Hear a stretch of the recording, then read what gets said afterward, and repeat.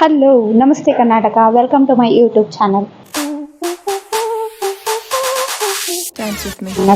So ಇವತ್ತು ನಾನು ತೋರಿಸ್ತಾ ಇರುವಂತ ಸಾಧಕರು ಚಿಕ್ಕ ವಯಸ್ಸಲ್ಲೇ ಒಂದು ಸ್ವಂತ ಬಿಸ್ನೆಸ್ನ ಬೆಂಗಳೂರಲ್ಲಿ ಓಪನ್ ಮಾಡಿ ಅವರು ಬೆಳಿಬೇಕು ಮತ್ತೆ ಬೇರೆಯವ್ರಿಗೂ ಕೂಡ ಅನುಕೂಲ ಆಗ್ಬೇಕು ಅನ್ನೋ ತರ ಜನ. ಸೊ ಇವರು ಕೆಟ್ಟತನದಲ್ಲಿ ಒಳ್ಳೆತನ ಹುಡುಕುವಂತ ಜನ. ಇವ್ರನ್ನ ನಾನು ಇವತ್ತು ಇಂಟರ್ವ್ಯೂ ಮಾಡಬೇಕು ಅನ್ಕೋತಾ ಇದ್ದೀನಿ. ಇವರು ಹೋಟೆಲ್ ಬಿಸ್ನೆಸ್ ಇಟ್ಕೊಂಡಿದ್ದಾರೆ. ಮತ್ತೆ ಇವರ ಜೀವನ ಶೈಲಿ ಯಾವ ತರ ಇತ್ತು, ಹೇಗಿದ್ದವರು ಯಾವ ತರ ಬದುಕ್ತಾ ಇದ್ದಾರೆ ಅಂತ ನೋಡೋಣ.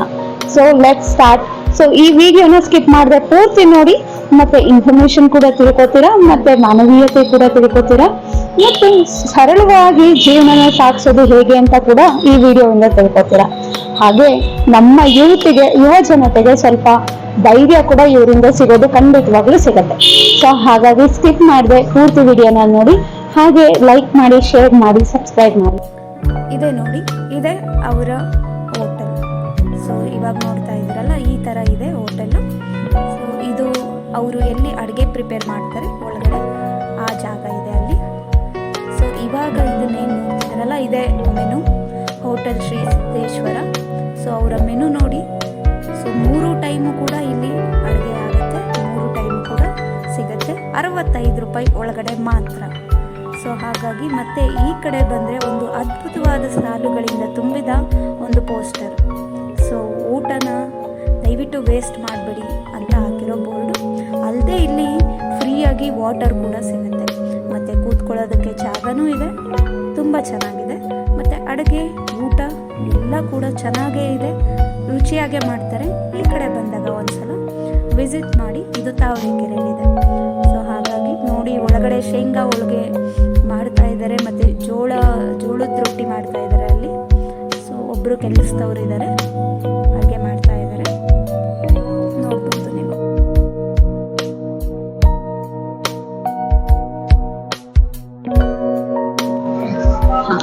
ನಮಸ್ತೆ ಸರ್. ಸೊ ನಿಮ್ಮ ಹೆಸರು?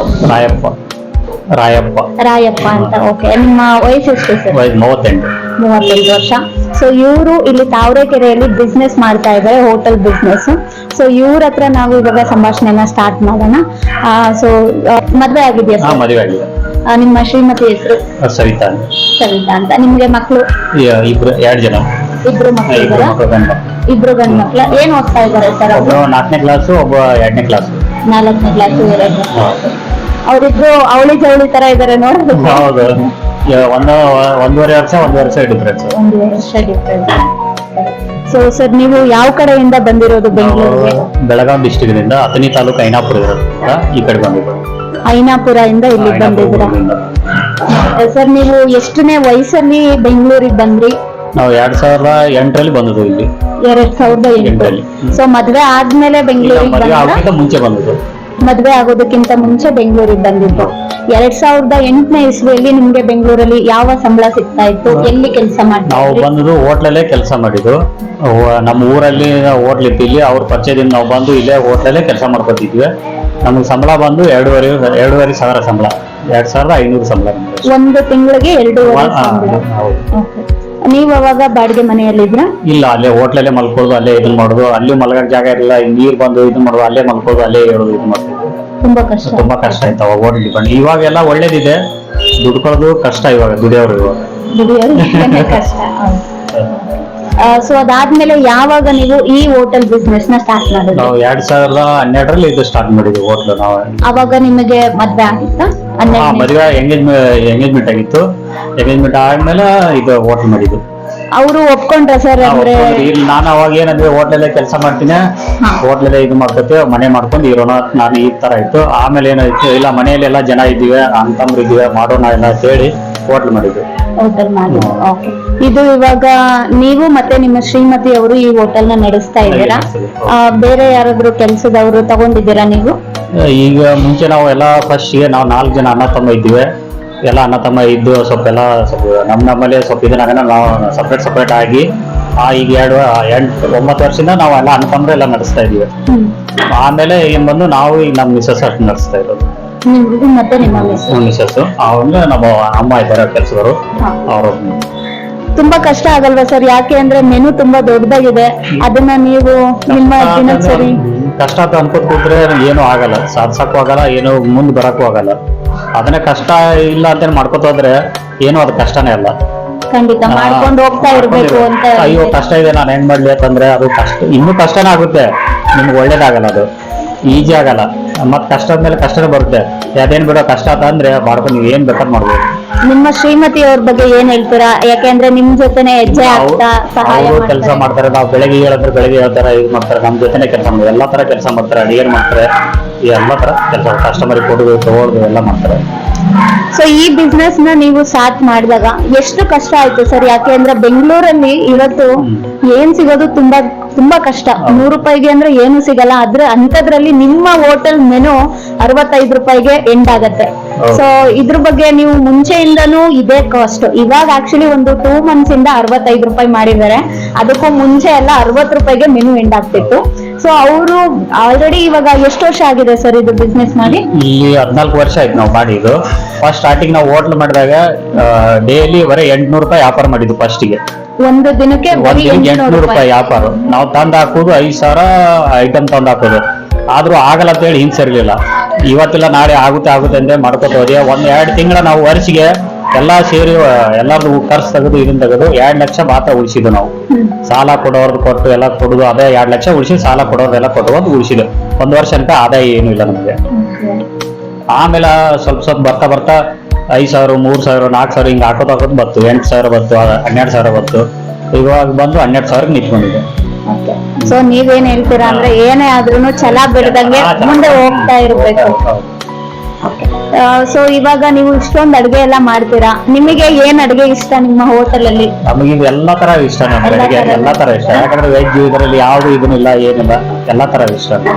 ಸರ್ ಇವಾಗ ಹೋಟೆಲ್ಗಳು ಅಂದ್ರೆ ಇವಾಗ ಇನ್ನೂ ದೊಡ್ಡದಾಗ್ ಮಾಡ್ಬೋದಿತ್ತು, ಅಥವಾ 5 star ಹೋಟೆಲ್ಗಳು ಅಲ್ಲೆಲ್ಲ ನಾನ್ ವೆಜ್ ಎಲ್ಲ ಮಾಡ್ತಾ ಇರತ್ತೆ. ನೀವ್ ಯಾಕೆ ನಾನ್ ವೆಜ್ ಮಾಡ್ಬೇಕು ಅಂತ ಅನ್ಕೊಳ್ಳಿಲ್ಲ? ನಮ್ಗೆ ವೆಜ್ ಇಷ್ಟ. ಯಾಕಂದ್ರೆ ನಮ್ದು ಉತ್ತರ ಕರ್ನಾಟಕ ಊಟ ಅಂದ್ರೆ ಎಲ್ಲರೂ ಇಷ್ಟಪಡ್ತಾರೆ. ಇಲ್ಲಿ ಇದ್ದವ್ರು ಇಷ್ಟಪಡ್ತಾರೆ, ಇಲ್ದವ್ರು ಇಷ್ಟಪಡ್ತಾರೆ, ಎಲ್ಲಾ ಜನ ಇಷ್ಟಪಡ್ತಾರೆ. ಎಲ್ಲಾ ರಾಜ್ಯದವರು ಇಷ್ಟಪಡ್ತಾರೆ ನಮ್ಮ ಉತ್ತರ ಕರ್ನಾಟಕ. ಅದಕ್ಕೆ ಜೋಳದ ರೊಟ್ಟಿ ಅಂದ್ರೆ ಇಷ್ಟ ಎಲ್ಲರಿಗೆ. ಹೌದು, ಉತ್ತರ ಕರ್ನಾಟಕದವ್ರ ಮಾತು ಅಂದ್ರೆ ಯಾರಿಗೆ ಇಷ್ಟ ಇಲ್ಲ? ಎಲ್ಲರೂ ತುಂಬಾ ಚೆನ್ನಾಗಿ ಮಾತಾಡ್ತೀರಾ. ರಾಜ್ಯದವ್ರು ಬರ್ತಾರೆ, ಕೇರಳದವ್ರು ಬರ್ತಾರೆ, ಆಂಧ್ರದವ್ರು ಬರ್ತಾರೆ. ಎಲ್ಲರೂ ಊಟ ಇಷ್ಟ, ಚೆನ್ನಾಗಿದೆ ಎಲ್ಲರೂ ಅದೇ ಹೇಳ್ತಾರೆ. ಒಂದ್ ವೇಳೆ ನೀವು ಇಲ್ಲಿ ಹೋಟೆಲ್ ಬಿಸ್ನೆಸ್ ಮಾಡಿಲ್ಲ ಅಂದಿದ್ರೆ ಬೇರೆ ಯಾವ ಬಿಸ್ನೆಸ್ ಮಾಡೋದಕ್ಕೆ ಇಷ್ಟ ಪಡ್ತಿದ್ರಿ? ಇಲ್ಲ, ಯಾವ್ದ್ರೆ ಒಂದು ಬಿಸ್ನೆಸ್ ಮಾಡ್ಕೊಂಡು ಹೋಗ್ಬೇಕಂತ ಒಂದ್ ತಲೆ ಐತೆ. ಹೋಟ್ಲ್ ಮಾಡ್ಬೇಕಂತ ಬಹಳ ಇಷ್ಟ ಬಂದಿದೆ. ಯಾಕಂದ್ರೆ ಒಬ್ಬರು ಹೊಟ್ಟೆ ಹಸ್ಕೊಂಡ್ ಬರ್ತಾರೆ, ನಾನು ಹೊಟ್ಟೆ ಹಸ್ಕೊಂಡ್ ಬಂದ ಫಸ್ಟ್ ಊಟ ಸಿಕ್ಕಿಲ್ಲ ನನಗೆ. ಒಬ್ಬರು ಇದ್ದವ್ರು ಬರ್ತಾರೆ, ಇಲ್ದವ್ರು ಬರ್ತಾರೆ, ಅವ್ರಿಗೆ ಒಂದು ಊಟ ಕೊಡ್ಬೇಕಂತೇಳಿ ನಾನು ತೆಗೆದು ಓಪನ್ ಮಾಡಿದ್ದೆ. ಆ ಲಾಭನ ನಷ್ಟನೋ ಅವ್ರಿಗೆ ಸ್ವಲ್ಪ ಒಂದು 5 ರೂಪಾಯಿ 10 ರೂಪಾಯಿ ಇಲ್ಲಪ್ಪ ಅಂತಂದ್ರು ಆಯ್ತಪ್ಪ ಇರ್ಲಿ ಹೋಗುತ್ತೆ. ಜನರಿಗೆ ಹೊಟ್ಟೆ ತುಂಬಿಸ್ಬೇಕು ಅನ್ನೋ ಕಾರಣದಿಂದ ಹೋಟೆಲ್ ಬಿಸ್ನೆಸ್ ನ ಸ್ಟಾರ್ಟ್ ಮಾಡಿದ್ದೀರಾ? ಸೊ ನೋಡಿ, ಈಗಿನ ಕಾಲದಲ್ಲಿ ಕೂಡ ಎಲ್ಲರೂ ದುಡ್ಡು ಮಾಡ್ಬೇಕು, ಬಿಸ್ನೆಸ್ ಮಾಡಿ ಇನ್ನು ಮೇಲೆ ಬೆಳೀತಾ ಹೋಗ್ಬೇಕು, ಶ್ರೀಮಂತರಾಗ್ಬೇಕು ಅನ್ನೋ ಈ ಕಾಲದಲ್ಲಿ ಇವತ್ತಿಗೂ ಕೂಡ 65 ರೂಪಾಯಿ ಮೆನು ಎಂಡಾಗೋ ಹೋಟೆಲ್ ನ ಇಟ್ಕೊಂಡು ಇವರು ಬಿಸ್ನೆಸ್ ಅನ್ನ ಮಾಡ್ತಾನೆ ಇದ್ದಾರೆ. ಇದೇ ತರ ಮುಂದೆ ಹೋಗ್ತಾ ಇರ್ತಾರೆ ಅಂತ ಅಷ್ಟೇ ಹೇಳ್ತಾ ಇದ್ದಾರೆ ಅವರು. ಸೊ ಇದ್ರ ಮೇಲೆ ಕೂಡ ಬೆಳಿಬೇಕು ಅಂತ ಅವ್ರಿಗೆ ಯಾವುದೇ ಆಸೆ ಆಗ್ಲಿ ದುರಾಸೆ ಆಗ್ಲಿ ಆಸೆ ಕೂಡ ಇಲ್ಲ ಅವ್ರಿಗೆ. ಅವ್ರು ಇದ್ರಲ್ಲಿ ತುಂಬಾ ಚೆನ್ನಾಗಿ ತೃಪ್ತಿಯಾಗಿದ್ದಾರೆ. ಸೊ ನೀವು ನಮ್ಮ ಕರ್ನಾಟಕ ಜನತೆಗೆ ಏನಾದ್ರು ಹೇಳೋದು ಇಷ್ಟಪಟ್ರೆ, ಬಿಕಾಸ್ ಈ ಚಾನೆಲ್ ಇರೋದೇ ಯೂತ್ಗೋಸ್ಕರ, ಯುವ ಜನತೆಗಳು ಚಿಕ್ಕ ಪುಟ್ಟ ವಿಷಯಗಳಿಗೆ, ಸೊ ಅವರು ಸೂಸೈಡ್ ಮಾಡ್ಕೊಳ್ಳೋ ಅಂತದ್ದು, ಜಗಳ ಮಾಡ್ಕೊಂಡು ಮನೆ ಬಿಟ್ಟು ಹೋಗುವಂತದ್ದು ಅಂತದೆಲ್ಲ ಮಾಡ್ತಾರೆ. ನಿಮ್ಮ ಕಾಲದಲ್ಲಿ ನೀವ್ ಎಷ್ಟು ಕಷ್ಟಪಟ್ರಿ, ಅದ್ರ ಬಗ್ಗೆ ನೀವೇನ್ ಹೇಳಕ್ ಇಷ್ಟಪಡ್ತೀರಿ? ಏನ್ ಮನೆ ಬಿಟ್ಟು ಹೋಗ್ಲಿ, ಕಷ್ಟ ಬರ್ಲಿ, ಏನೋ ಬರ್ಲಿ, ನಾವು ಯಾವ್ದೋ ಕೆಲಸ ಮಾಡ್ಲಿ ಅದು ಕರೆಕ್ಟ್ ಆಗಿ ನಿಯತ್ತಾಗಿ ಕೆಲಸ ಮಾಡ್ಕೋತ ಹೋದ್ರೆ ಇವತ್ತಿಲ್ಲ ನಾಳೆ ಕೈ ಹಿಡಿಯುತ್ತೆ. ನಾವು ಗಲಾಟೆ ಮಾಡಿದ್ವಿ, ನಮ್ಮ ಹತ್ರ ದುಡ್ಡಿಲ್ಲ, ಬೇರೆಯವ್ರ ಹತ್ರ ಕೆಲಸ ಮಾಡಿ ದುಡ್ಡು ಸಂಪಾದನೆ ಮಾಡಿ ಆಮೇಲೆ ನಾವು ಸ್ವಂತ ಬಿಸ್ನೆಸ್ ಇಳಿಬೇಕು. ಸ್ವಂತ ಬಿಸ್ನೆಸ್ ಮಾಡ್ಲೇಬೇಕು ಅಂತ ಮಾಡ್ಲೇಬೇಕಾದ. ಆದ್ರೆ ಸಾಲ ಸೂಲಿ ಮಾಡಿ ಬಿಸ್ನೆಸ್ ಮಾಡಕ್ ಹೋಗ್ಬೇಡಿ. ಎಷ್ಟೇ ಇರಲಿ ನಮ್ಮ ಕೈಲಿ ಎಷ್ಟು ಆದಷ್ಟು ಆಗ್ಲಿ ಒಂದ್ ವರ್ಷ ದುಡೀರಿ, 2 ವರ್ಷ ದುಡಿ, ಬೇರೆ ಹತ್ರ ದುಡ್ಡು ಸಂಪಾದನೆ ಮಾಡಿ ಆಮೇಲೆ ಸ್ವಂತ ಬಿಸ್ನೆಸ್ ಕೈ ಹಾಕಿ. ಸ್ವಂತ ಬಿಸ್ನೆಸ್ ಮಾಡಿ, ಅದು ಸ್ವಂತ ಬಿಸ್ನೆಸ್ ಇಲ್ಲ ಅಂದ್ರೆ ಎಷ್ಟು ಕಷ್ಟ ಆಗ್ಬೋದು? ಇಲ್ಲ, ಕಷ್ಟ ಆಗುತ್ತೆ. ಇಲ್ಲ, ಕಷ್ಟ ಇದೆ ಅಂತ ನಾವು ಹಿಂಸರಿಬಾರ್ದು. ಒಂದ್ಸರ್ತಿ 500 ಆಗ್ಬೋದು, 5,000 ಆಗ್ಬೋದು, 15,000 ಆಗ್ಬೋದು, 20,000 ಆಗ್ಬೋದು. ಅದ್ ನಾವು ಹೆಂಗ್ ಬೆಳ್ಸ್ಕೊಂಡ್ಬೇಕು ಹಂಗ್ ಬೆಳೀತೆ. ಬಂದವ್ರಿಗೆ ಚೆನ್ನಾಗಿ ಮಾತಾಡ್ಕೋತ ಹೋದ್ರೆ ಕೈ ಸರ್. ಮತ್ತೆ ನಾವು ಇಲ್ಲಿ ನೋಟಿಸ್ ಮಾಡಿದಂತ ಬೋರ್ಡ್, ದಯವಿಟ್ಟು ಆಹಾರವನ್ನ ಎಸೆಯದಿರಿ, ನೀವು ವೇಸ್ಟ್ ಮಾಡೋ ಆಹಾರ ಇನ್ನೊಬ್ಬರ ಪೂರ್ತಿ ದಿನದ ಆಹಾರವಾಗಿರುತ್ತೆ ಅಂತ. ಯಾಕೆ ಈ ತರ ಬೋರ್ಡ್ ಹಾಕ್ಬೇಕು ಅಂತ ಅನ್ನಿಸ್ತು? ಹೊಟ್ಟೆ ಹಸು ಅಂದ್ರೆ ಹೊಟ್ಟೆ ಹಸು ಇದ್ದವನಿಗೆ ಗೊತ್ತಾಗೋದು. ಅದು ಹೊಟ್ಟೆ ತುಂಬಿದವನಿಗೆ ಅದು ಅನ್ನ ಹೆಂಗ್ ದುಡ್ಡಿದೆ ಅಂತ ಚೆಲ್ಲೋದು ದೊಡ್ಡದಲ್ಲ. ಯಾಕಂದ್ರೆ ಅದು ಹೊಟ್ಟೆ ಹಸು ಇದ್ರೆ ಅದು ಇವತ್ತಿಲ್ಲ ಇವತ್ತು ನನ್ಗೆ ಸಾಕಪ್ಪ ಅಂದ್ರೆ ತೆಗೆದಿಟ್ರೆ ನನಗೆ ಬರುತ್ತೆ ಅದು, ಇಲ್ಲ ಬೇರೆದವ್ರಿಗೆ ಬರುತ್ತೆ. ಅದು ಬಿಸಾಕಿದ್ರೆ ಯಾರಿಗೂ ಉಪಯೋಗ ಇಲ್ಲ. ಖಂಡಿತ. ಹಂಗಾಗಿ ಸೊ ಅವರ ರಿಕ್ವೆಸ್ಟ್ ಅದು, ಅವ್ರ ರಿಕ್ವೆಸ್ಟ್ ಅನ್ನ ದಯವಿಟ್ಟು ಎಸಿಬೇಡಿ ಅನ್ನೋದಷ್ಟೇ. ಅವರ ಆ ಕಾಳಜಿಯಿಂದ ಅವರು ಬೋರ್ಡ್ ಕೂಡ ಹಾಕಿದ್ದಾರೆ ಅವರ ಹೋಟೆಲ್ ಅಲ್ಲಿ.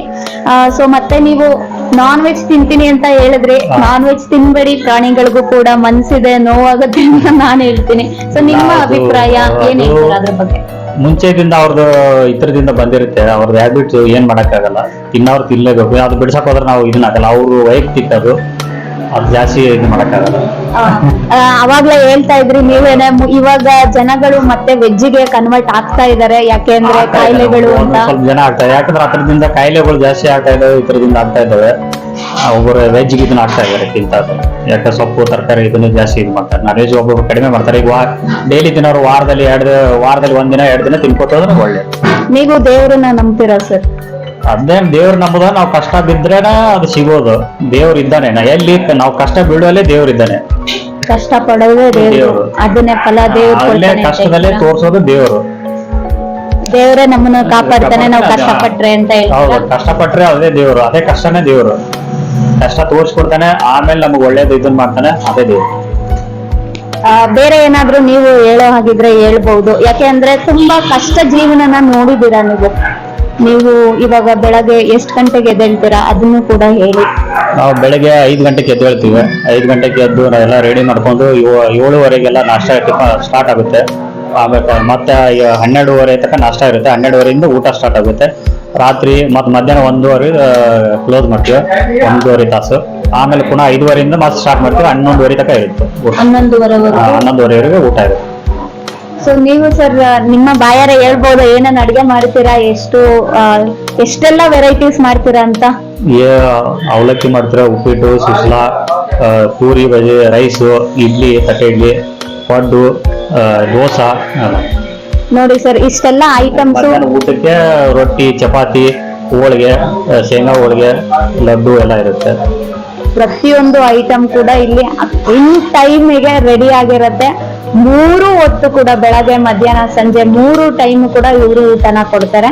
ಸೊ ಇದೇ ಪ್ರೈಸ್ ಇದೆ, ನಾನ್ ನೋಡ್ದಾಗಿಂದನು ಇದೇ ಪ್ರೈಸ್ ಇದೆ. ಸೊ ನಿಮ್ಮ ಪ್ರಕಾರ ಜೀವನ ಮಾಡ್ಬೇಕು ಅಂದ್ರೆ ಯಾವ ವಿಷಯಗಳು ತುಂಬಾ ಇಂಪಾರ್ಟೆಂಟ್ ಆಗತ್ತೆ ಸರ್? ಇವಾಗ ಒಬ್ಬ ವ್ಯಕ್ತಿ ಜೀವನ ನಡೆಸಬೇಕು ಅಂದ್ರೆ ಅವನಿಗೆ ಏನ್ ಮುಖ್ಯ ಆಗುತ್ತೆ? ನಕ್ಕೋರ್ ಚೆನ್ನಾಗಿ ಮಾತಾಡ್ಬೇಕು, ಸುಳ್ಳು ಹೇಳೋದು, ಇದನ್ನ ಮಾಡೋದು ಮಾಡಬಾರ್ದು. ಮತ್ತೊಬ್ರು ಏನೋ ಕಷ್ಟ ಇದ್ದಾಗ ಏನೋ ಕೊಟ್ರು ಅದನ್ನ ಹೆಲ್ಪ್ ತಗೊಂಡು ಮತ್ತೆ ಅವ್ನ ಕಷ್ಟ ಮುಗಿದ್ಮೇಲೆ ಅವನಿಗೂ ಕಷ್ಟಕ್ಕೆ ಹೆಲ್ಪ್ ಆಗ್ಬೇಕು. ಅದೇ ಅದಿದ್ರೆ ಜೀವನ ಚೆನ್ನಾಗಿರುತ್ತೆ ಅಂತ ಇರ್ಬೇಕು. ಯಾರು ಸುಳ್ಳು ಮಾತಾಡಬಾರ್ದು, ಇದನ್ನ ಮಾತಾಡಬಾರ್ದು, ಎಲ್ಲ ಚೆನ್ನಾಗಿ ಮಾತಾಡ್ಬೇಕು, ಒಬ್ರಿಗೊಬ್ರು ಹೆಲ್ಪ್ ಮಾಡ್ಕೊತ ಹೋದ್ರೆ ಅದೇ ಜೀವನ. ಅಷ್ಟು ಇಲ್ಲ ದುಡ್ಡು ಇದ್ದಾಗ ಅವನ ಹತ್ರ ದುಡ್ಡು ಇಸ್ಕೊಂಡು ಅವನು ಮೋಸ ಮಾಡ್ಬೇಕು, ಇದನ್ನ ಮಾಡಿದ್ರೆ ಅವನೇ ಮೋಸ ಹೋಗ್ತಾನೆ. ಅವ್ರು ದುಡ್ಡು ಕೊಟ್ಟನ್ ಮಾತ್ರ ಮೋಸ ಹೋಗಲ್ಲ ಅಂತ. ಯಾಕೆ ಕಷ್ಟ ಅವನಿಗೂ ಕಷ್ಟ ಇದೆ ಅಂತೇಳಿ ಕಷ್ಟ ಆಗ್ಲಿ ಬರಬಾರ್ದಂಗ ಕೊಟ್ಟಿರ್ತಾನೆ. ಮತ್ತೊಬ್ರಿಗೆ ಇದು ಮಾಡ್ಬೇಕು, ಅವ್ನ ಕಷ್ಟ ಬರಬಾರ್ದಂಗ ಏನ್ ಮಾಡಿದಾರೆ. ಎಷ್ಟು ನೀವು ನಮ್ಗೆ ಇವಾಗ ಒಂದು ಅಂದಾಜಿಗೆ 1 ವರ್ಷಕ್ಕೆ ನೀವು ಎಷ್ಟು ಈ ವ್ಯಾಪಾರದಿಂದ ಉಳಿಸಬಹುದು ಸರ್? ಎಲ್ಲ ಖರ್ಚು ಎಲ್ಲ ಕಳೆದು ನೀವು ಎಷ್ಟು ಉಳಿಸಬಹುದು ಒಂದು ಅಂದಾಜು? ನಾವು ಹೆಂಗ್ ದುಡ್ಕೋತ ಹೆಂಗ್ ಉಳಿಸಬಹುದು. ನಾವು ವರ್ಷಿಗೆ 4 ಲಕ್ಷ ಉಳಿಸಬಹುದು, 5 ಲಕ್ಷ ಉಳಿಸಬಹುದು, 6 ಲಕ್ಷ ಉಳಿಸಬಹುದು. ಒಂದೊಂದು ಟೈಮ್ ನಾನೇ 10 ಲಕ್ಷ ಉಳಿಸಿದ್ದೇನೆ ಒಂದು ವರ್ಷದಲ್ಲಿ ಮಾಡ್ಕೋತ ಹೋದ್ರೆ. ಮಾಡೋರ್ ಕೈಲಿ ಡಿಪೆಂಡ್. ಹಾಗಾದ್ರೆ ಒಂದೊಂದು ಟೈಮ್ 2 ಲಕ್ಷ ಉಳಿಸಿದೀವಿ, ಒಂದೊಂದು ವರ್ಷಿಗೆ 2 ಲಕ್ಷ ಉಳಿಸಿದ್ರೆ. ಈಗ ಬಂದು ನಮ್ದು 7 ಲಕ್ಷ ನಾವು ಉಳಿಸ್ಬೋದು ಆರಾಮ್ಸೆ. ಖಂಡಿತವಾಗ್ಲೂ ಸ್ನೇಹಿತರೆ, ಯಾಕೆ ಈ ತರ ಕೇಳ್ತಾ ಇದ್ದೀನಿ ಅಂದ್ರೆ, ಎಷ್ಟೋ ಜನ ತುಂಬಾ ದುಡ್ಡು ಮಾಡ್ಬೇಕು ಅನ್ನೋ ದುರಾಸೆಯಿಂದ ಎಷ್ಟೆಷ್ಟೋ ಉಳಿಸ್ತಾರೆ. ಆದ್ರೆ ಅವರು ಜನಗಳಿಗೆ ಅವರು ತಗೊಳ್ಳೋಂತ ಊಟಕ್ಕೆ ಅವ್ರ ಬೆಲೆನೆ ಕೊಡಲ್ಲ. ಹಾಗಾಗಿ ಬೇಕಾಬಿಟ್ಟಿ ಎಲ್ಲ ಮಾಡ್ತಾರೆ, ಬೇಕಾಬಿಟ್ಟಿ ಅರ್ಧಂಬರ್ಧ ಊಟ ತುಂಬಾ ಕಡಿಮೆ ಕೊಡ್ತಾರೆ. ಆದ್ರೆ ಇಲ್ಲಿ ಹೊಟ್ಟೆ ತುಂಬಾ ಊಟನೂ ಕೊಟ್ಟು ಅವರು ಕೂಡ ಉಳಿಸ್ಬಹುದು ಅಂತ ಹೇಳ್ತಾ ಇದ್ದಾರೆ. 1 ವರ್ಷಕ್ಕೆ ಅವರು ಹತ್ತತ್ರ 10 ಲಕ್ಷ ಕೂಡ ಉಳಿಸಿದ್ದಾರೆ. ಸೊ ಹಾಗಾಗಿ ಎಲ್ಲ ತರನು ಜೀವನ ಮಾಡೋದಕ್ಕೆ ಸಾಧ್ಯ ಇದೆ ಅಂತ ಇವ್ರನ್ನ ನೋಡಿ ಕಲಿಬಹುದು. ಒಳ್ಳೆತನದಿಂದ ಯಾವ ತರ ಬದುಕಬಹುದು ಸಮಾಜದಲ್ಲಿ ಅನ್ನೋದಕ್ಕೆ ಇವರೇ ಒಂದು ದೊಡ್ಡ ಉದಾಹರಣೆ. ಸೊ ಬೇರೆ ಏನಾದ್ರು ಹೇಳೋದಕ್ಕೆ ನೀವು ಇಷ್ಟಪಡ್ತೀರಾ ಸರ್? ಏನಿಲ್ಲ, ಎಲ್ಲರಿಗೂ ಎಲ್ಲ ಕೆಲಸ ಮಾಡಿ ಚೆನ್ನಾಗಿ ಮಾಡ್ಕೊಂಡ್ವಿ ಎಲ್ಲ ಒಳ್ಳೇದಾಗುತ್ತೆ. ಓಕೆ ಸರ್, ನೆಕ್ಸ್ಟ್ ಇವಾಗ ನಾನು ಈ ತರ ಚಾನೆಲ್ ಅಲ್ಲಿ ಕನ್ನಡ ಕೂಡ ಡೆವಲಪ್ ಆಗ್ಬೇಕು. ಕರ್ನಾಟಕದಲ್ಲಿ ಕನ್ನಡ ತುಂಬಾನೇ ಇಂಪಾರ್ಟೆಂಟ್. ಹೌದು. ಆ ತರದೊಂದು ಟಾಸ್ಕ್, ಸುಮ್ಮನೆ ಒಂದು ಚಿಕ್ಕದೊಂದು ಟಾಸ್ಕ್ ಇದೆ. ಸೊ ಅದನ್ನ ನಾನು ನಿಮಗೆ ಕೇಳ್ತೀನಿ, ನೀವು ಅದೇನಾದ್ರೂ ವಿನ್ ಆದ್ರೆ ನನ್ನ ಕಡೆಯಿಂದ ನಿಮ್ಗೆ 100 ರೂಪೀಸ್ ಸಿಗುತ್ತೆ. ಸೊ ಅದನ್ನ ನಾನು ಮಾಡ್ತಾ ಇದ್ದೀನಿ. ಸೊ ನಾನು ನಿಮ್ಗೆ ಒಂದು ಒಂದು ಅಕ್ಷರ ಕೊಡ್ತೀನಿ, ಕನ್ನಡದಲ್ಲಿ ಅಕ್ಷರ. ನೀವು ಅದರಲ್ಲಿ 5 ಪದಗಳನ್ನ ಹೇಳ್ಬೇಕು. ನಿಮ್ಗೆ ಒಂದು 10 ಸೆಕೆಂಡ್ ಟೈಮ್ ಇರುತ್ತೆ ಅಷ್ಟೇ. 10 ಸೆಕೆಂಡ್ ಅಲ್ಲಿ 5 ಪದ ಹೇಳಿದ್ರಿ ಅಂದ್ರೆ ನಿಮಗೆ 100 ರೂಪೀಸ್ ಸಿಗತ್ತೆ. ಸರ್, ನಾನು ನಿಮಗೆ ಕೊಡ್ತಾ ಇರುವಂತ ಪದ ಬಂದು, ಅಕ್ಷರ ಬಂದು ಪ. ಪ ಪ ಇಂದ ನೀವು 5 ಪದಗಳನ್ನ ಹೇಳ್ಬೇಕು. ಟೈಮ್ ಹೇಳ್ತೀನಿ. 3, 2, 1 ಸ್ಟಾರ್ಟ್.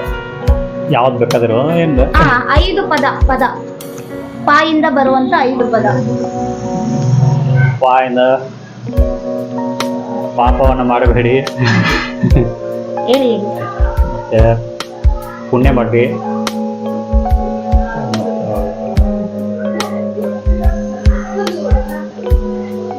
ಅದು ಇವಾಗ ಪ್ರಾಣಿ ಹೆಸರು ಅದು ಏನಾದ್ರೂ ಆಗಿರ್ಬೋದು. ಪ ಇಂದ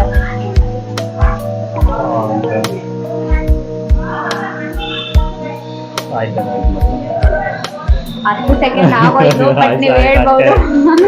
ಇವಾಗ ನೀವು ಯೋಚನೆ ಮಾಡಿ ಹೇಳ್ಬಹುದು. ಒಂದು 5 ಪದಗಳು. ನೀವ್ ಹೇಳ್ದಂಗೆ 2 ಪಾಪ ಮಾಡಬೇಡಿ, ಪುಣ್ಯ ಮಾಡಿ. ಇನ್ 3 ಪದಾರ್ಥಗಳನ್ನ ಎಸಿಬೇಡಿ. ಅದೇ ಅದು ಮತ್ತೆ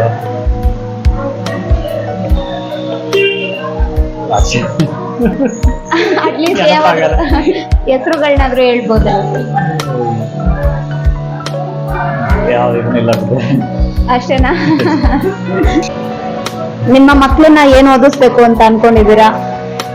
ಅವ್ರು ಶಿಕ್ಷಣ ಮಾಡಿ ಕೊಡ್ಬೇಕು. ಈ ಮುಂದೆ ಏನಾಗ್ತಾರೋ ಗೊತ್ತಿಲ್ಲ. ಇದೇ ಆಗ್ತಾರೋ ನಾನು ಹೇಳಲ್ಲ. ಅದು ಶಿಕ್ಷಣ ಮಾತ್ರ ಅವ್ರು ಏನಕ್ಕಾಗ್ಲಿ ಶಿಕ್ಷಣ ಕೊಡೋ ಕರ್ತವ್ಯ ನಂದಿದೆ. ಶಿಕ್ಷಣ ಕೊಡ್ತೀನಿ. ಶಿಕ್ಷಣ ಕೊಡಿಸ್ತೀರಾ? ಮುಂದೆ ಅವ್ರು ಏನೋ ಆಗ್ಲಿ, ಅವ್ರ ಇಷ್ಟ ಅದು. ಅವ್ರ ಇಷ್ಟ. ಅವ್ರ ಏನ್ ಖುಷಿಯಾಗಿ ಆಯ್ಕೆ ಮಾಡ್ತಾರೋ ಅದನ್ನ ನೀವು ಆದ್ರೆ ಓದಾಕ ಬರ್ಯಾಕ ಬರುವಂತ ಶಿಕ್ಷಣ ಕೊಡಬೇಕು. ಅದೇ ಒಂದ್ ನಮ್ದು ಕರ್ತವ್ಯ. ಅವರು ಇಲ್ಲೇ ಬೆಂಗಳೂರಲ್ಲೇ ನೀವು ಹಿಂಗೆ ಇನ್ನು ಎಷ್ಟು ವರ್ಷ ಈ ಬಿಸ್ನೆಸ್ ನ ಮಾಡ್ಬೇಕು ಅನ್ಕೊಂಡಿದ್ದೀರಾ? ಶಿಕ್ಷಣ ಆಗೋ ತನಕ ನಾನು ಮಕ್ಕಳಿಗೆ ಒಳ್ಳೆ ಶಿಕ್ಷಣ ಕೊಡ್ತಕ್ಕ, ಎಜುಕೇಶನ್ ಕೊಡೋ ತನಕ ನಾನು ಇಲ್ಲೇ ಇರ್ತೀನಿ. ಮುಂದೆ ಅವ್ರು ಏನಾಗ್ತಾರೋ ಬಿಡ್ತಾರೋ ಗೊತ್ತಿಲ್ಲ. ಅದು ಹತ್ರ ಆಯ್ತು. ಅದಾದ್ಮೇಲೆ ಇವಾಗ ನಿಮಗೆ 38 ವರ್ಷ ಅಂತ ಹೇಳಿದ್ರಿ. ಸೊ ಇವಾಗ 38 ವರ್ಷ ಅಂದ್ರೆ ಇನ್ನು ಅವರಿಗೆ ಇವಾಗಿನ್ನು ಚಿಕ್ಕ ಮಕ್ಕಳು ಅವರು. ಸೊ ಹತ್ತತ್ರ ಒಂದು 12-15 ವರ್ಷ ನೀವು 15 ವರ್ಷ ಆದ್ಮೇಲೆ ಊರಿಗೆ ಹೋಗೋ ಪ್ಲಾನ್ ಏನಾದ್ರು ಇದೆಯಾ? ನೋಡೋಣ.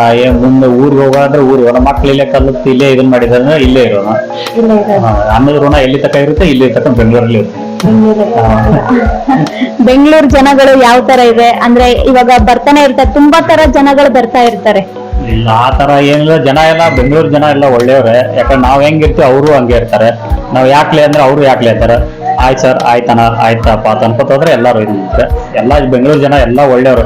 ಯಾರು ತಿಳ್ಕೊತಾರ ಕೆಟ್ಟದು ಒಳ್ಳೇದಲ್ಲ. ಅದು ಬೆಂಗಳೂರು ಕಷ್ಟ ತೋರಿಸುತ್ತೆ. ಬೆಂಗಳೂರು ಎಲ್ಲಾ ರಿಲೇಷನ್ ನಿಮ್ಗೆ ಕಷ್ಟ ತೋರಿಸುತ್ತೆ. ರಿಲೇಷನ್ ನಿಮ್ ಸಂಬಂಧಗಳದು, ಊಟದು, ನೀವು ದುಡ್ಡಿನ ಬೆಲೆ, ಅನ್ನದ ಬೆಲೆ, ಫ್ರೆಂಡ್ಶಿಪ್ ಬೆಲೆ ಎಲ್ಲ ಗೊತ್ತಾಗುತ್ತೆ ಬೆಂಗಳೂರಲ್ಲಿ. ನಿಮ್ಮ ಹತ್ರ ಕೋಟಿ ಇರ್ಬೋದು, ಬೆಂಗಳೂರಿಗೆ ಬಂದು ಜೀವನ ಒಂದ್ ಸರ್ತಿ ಮಾಡಿ ಹೋಗಿರ್ಬೇಕಾದ್ರೆ ನಿಮ್ನ ಕೈ ಹಿಡಿಯುತ್ತೆ.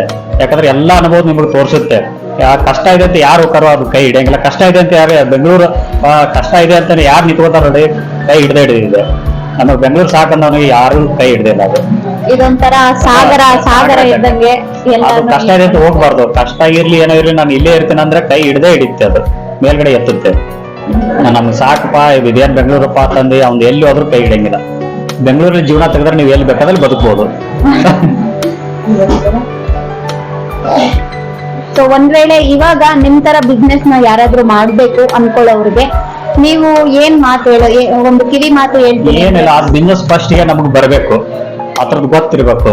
ಅದ್ರದ್ದು ಏನ್ ಲಾಸ್ ಆದ್ರೂ ಗೊತ್ತಿರ್ಬೇಕು, ಲಾಭ ಆದ್ರೂ ಗೊತ್ತಿರ್ಬೇಕು. ಅದ್ರದ ಗಂಧ ಚಾಯ ಎಲ್ಲ ಗೊತ್ತಿರ್ಬೇಕು ನಮ್ಗೆ. ಅಂದ್ರೆ ಆಮೇಲೆ ಬಿಸ್ನೆಸ್ ಕಾಯ್ಬೇಕು. ಇಲ್ಲಪ್ಪ ನನ್ನ ಹತ್ರ ದುಡ್ಡು ಇದೆ, 4 ಜನ ಇಟ್ಕೊಂಡು ತೆಗಿತೀನಿ ಅಂದ್ರೆ ಅದು ಆಗಲ್ಲ. ಯಾಕಂದ್ರೆ ಕೆಲಸ ಸಡನ್ಲಿ ಕೈ ಬಿಟ್ರೆ ನಮಗ್ ಮಾಡೋ ಕೆಪಾಸಿಟಿ ಇರ್ಬೇಕು. ಯಾಕಂದ್ರೆ ನಾನು ಮಾಡ್ತೀನಿ ಮುಂದೆ ಪಾತ್ರೆ ತೊಳಿಲಿ, ನಾವು ದುಡ್ಡು ಎಣಿಸೋದಾಗ್ಲಿ, ಅದು ನಮಗ್ ಬರ್ಬೇಕು ಫಸ್ಟ್ಗೆ. ಆಮೇಲೆ ಬಿಸ್ನೆಸ್ ಇಂಪ್ರೂವ್ ಮಾಡೋದು ನಮ್ ತಲೆಯಲ್ಲಿ ಇರ್ಬೇಕು. ಮಾಡ್ಲೇಬೇಕು. ಹೆಂಗಿದ್ರು ಫೇಲ್ಯೂರ್ ಅಂತೂ ಇದ್ದೇ ಇರುತ್ತೆ. ಅದನ್ನ ನಾವು ಕಷ್ಟ ಇದೆ ಅಂತ ಹಿಂದ್ ಸರಿಬಾರ್ದು. ಒಬ್ಬ ನಮ್ಗೊಂದು ಬಿಸ್ನೆಸ್ ಯಾವ್ದೋ ಆಗ್ಲಿ ಮಾಡಬಾರ್ದು. ಯಾಕಂದ್ರೆ ನನಗ್ ಬರುತ್ತೆ, ನಾನೇ ಸಾಧಿಸ್ಬೇಕು, ನಾನೇ ಮಾಡ್ಬೇಕು ಅಂತಂದ್ರೆ ಬಿಸ್ನೆಸ್ ಮಾಡಬಹುದು. ನಿಮ್ಮ ಹತ್ರ 10,000 ಇರ್ಲಿ 10 ಲಕ್ಷನೇ ಇರ್ಲಿ, ಅದು ನನಗ್ ಬರಬೇಕು ಕೆಲಸ.